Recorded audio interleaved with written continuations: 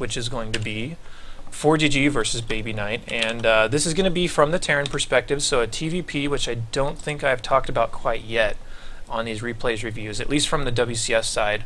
I may have talked about one that was not a pro level or a WCS level replay, but either way, I'll go ahead and get this game loaded up here for you guys. Of course, if you have any questions and you're watching this live, definitely post down in the chat, and I will be happy to answer any questions that you have. So the game is loading now, as you guys can see, and we will get this going here in just a second. You can see it is on Alterzim Stronghold, which is a really unusual map for this matchup, and if you're Terran especially, you need to be looking for ways to kind of get his army out of position and get a lot of times doom drops will determine the game. These games are old enough in the sense that I watched this such a long time ago that I don't remember how these games end, so this should be an interesting experience. But these two guys are teammates, by the way, so that's why they're talking about the Millennium fighting. They're both on the both on Millennium, which is located in Europe. This is from WCS Europe. Again, it's round of 32, Group C. So I think this was the losers match or the first round match. I can't remember which one it is, but either way, a lot of high stakes stuff here, considering WCS is the largest tournament in the region by far, in pretty much any region. But we're going to be taking a look at this again from the Terran perspective and kind of examining the decisions that he makes and seeing what you guys can roll into your own gameplay. Once again, just stacking workers on here, nothing too crazy, which is something you can try to do if you have the extra APM, but most of the time, even I will mess it up to the point that it will kind of nullify any advantage I got from it, so sometimes it's just not really worrying, or rather, worth it to worry about. That was weird to say.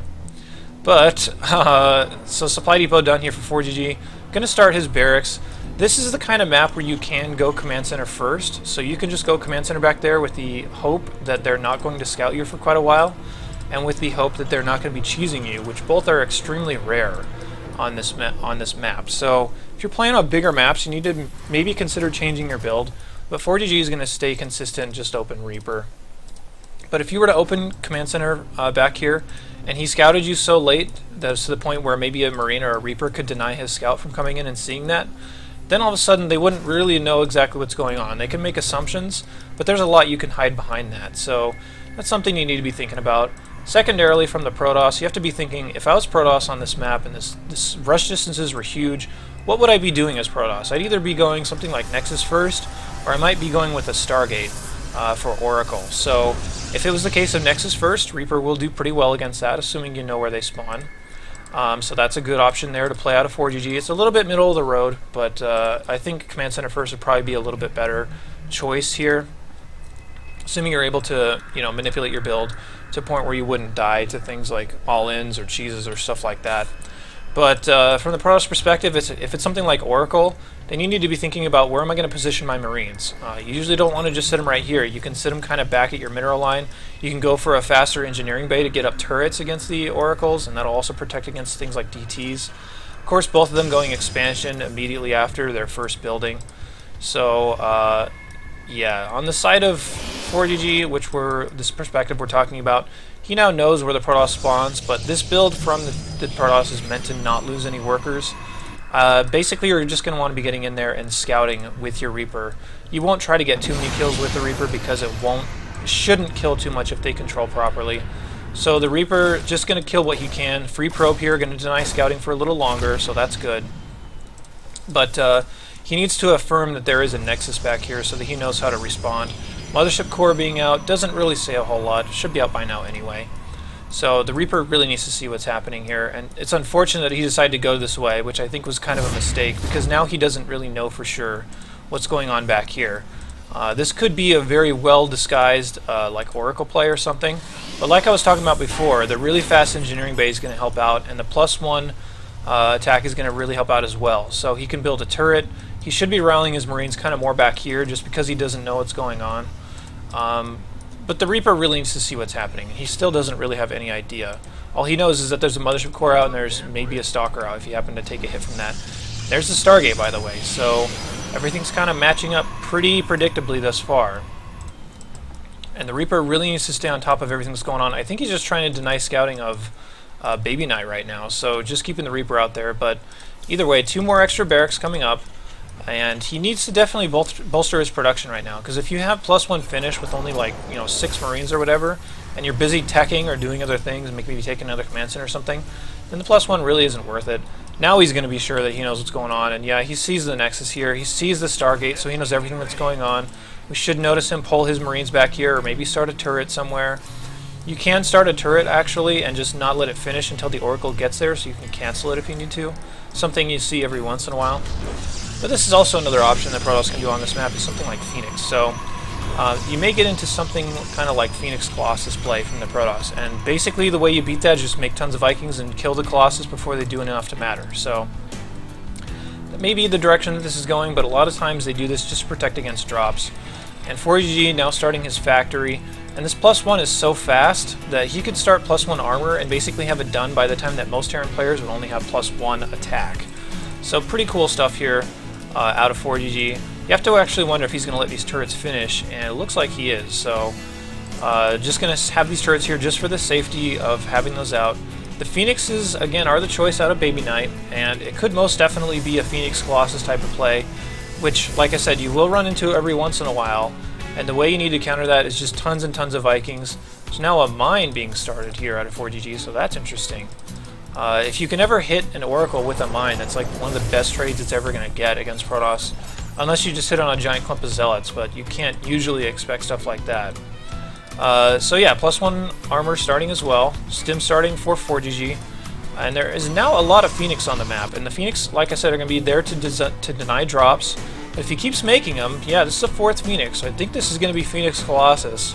I really don't see any other reason to make this many Phoenix and then go into something else. So most of the time they'll make up to about 6 to 8 Phoenix, and like I was saying before, the answer is just make a lot of Vikings, but the way you need to handle it is not let the Colossus do their damage, because if it's just Phoenix and gateway units, that's terrible against stim and good upgrades from your bio. So just worry about killing the Colossus with the Vikings, assuming it goes in that direction.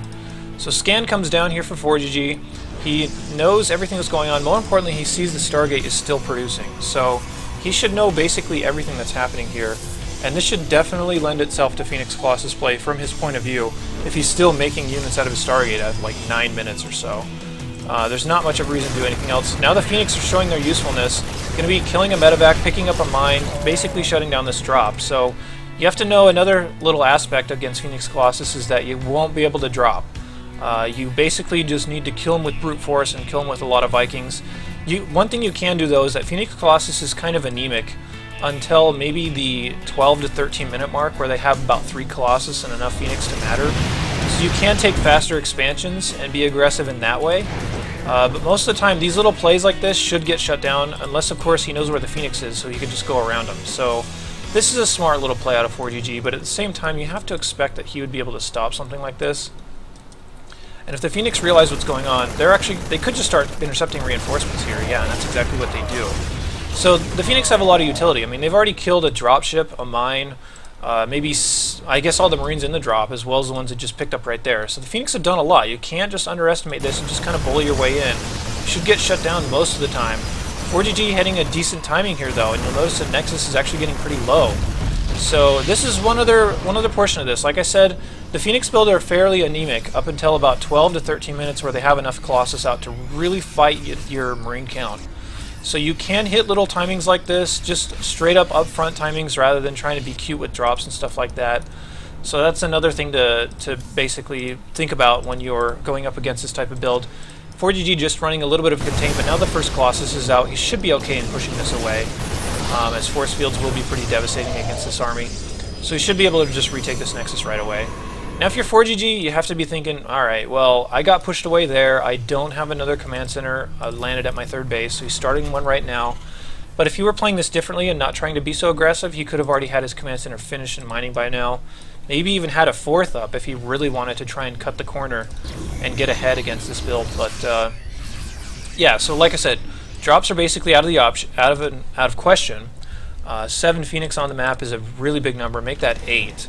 So 8 Phoenix will kill a medevac in basically 2 volleys, and that's not something you can afford to waste, considering it holds 10 supply, including itself. But from the Terran perspective, Now that he realizes what's going on, his solution is going to be lots and lots of Vikings, which has to be your solution. So he has a second starport up. And there are the Phoenix here just to reconfirm this. So the direction the Protoss is going to want to go with this is, number one, they either make a second Stargate so they can kill your Vikings fast enough so that they can actually win those battles. And secondly, they can try to get Storm out. So you basically need to be looking out for that timing of Storm. Kind of keep an eye on his base, see if he has anything coming up. Why did he chrono boost it? Okay, never mind. Thought that was an empty Twilight Council. I'm like, what? But you need to be looking out for this Templar Archives, and around the time when that finishes is when you're going to start thinking about being aggressive, because if he has Storm on top of the Phoenix, then your Vikings are going to die before they kill too many Colossus, and you shouldn't win most of those battles. So ForGG realizes this. He has an okay number of Vikings. He needs more, though. I would say you can attack with about 12. Enough to kill the Colossus quickly enough so that your bio doesn't just get completely melted by it. And the little intricacies that you need to pay attention to is that you need to attack with the Vikings first.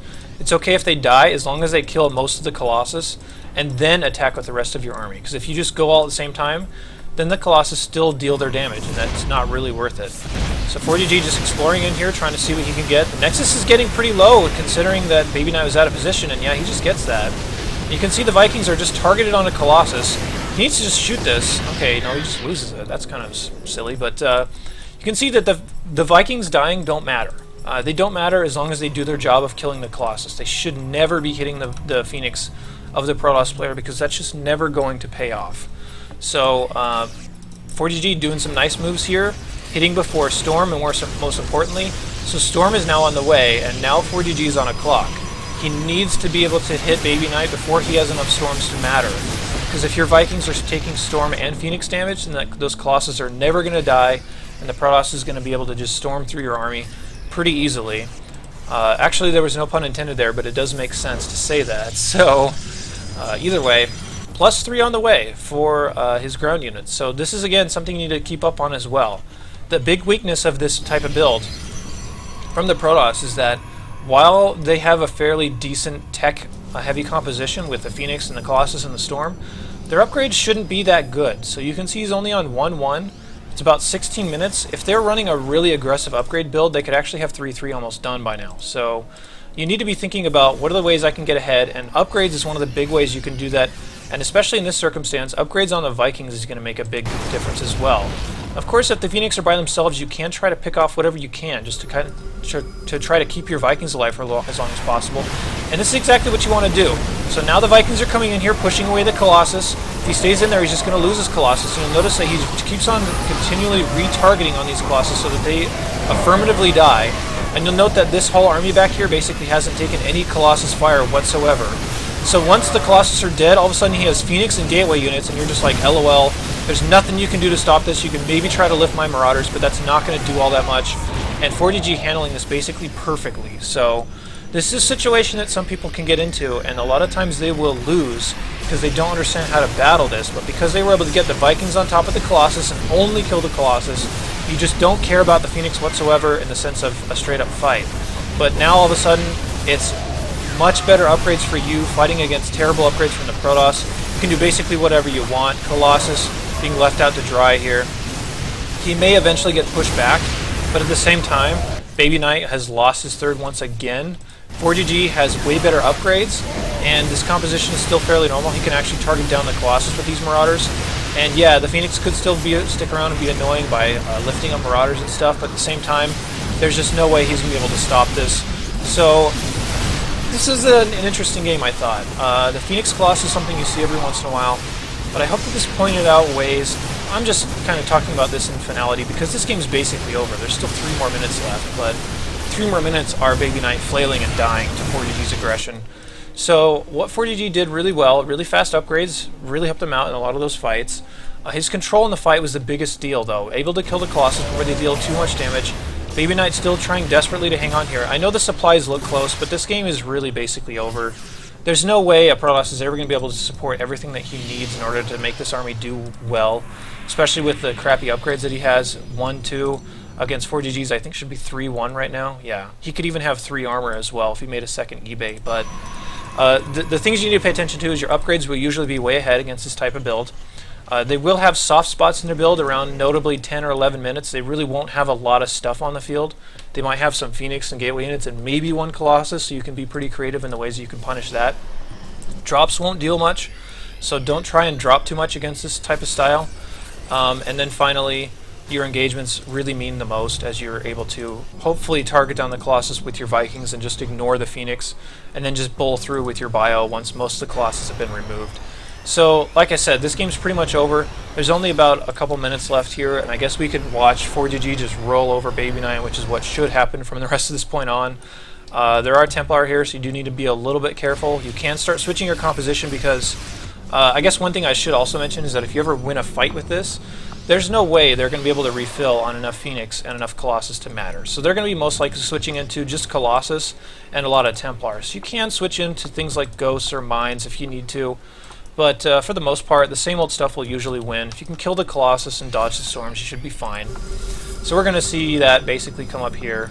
Like I said, this game's been over for a little while, but if you just can kill the Colossus before anything else will matter, then that's exactly what you want to do. Now there's just basically Templar, Zealot against this huge army here out of ForGG, even continuing to rally forward, just one unit at a time actually.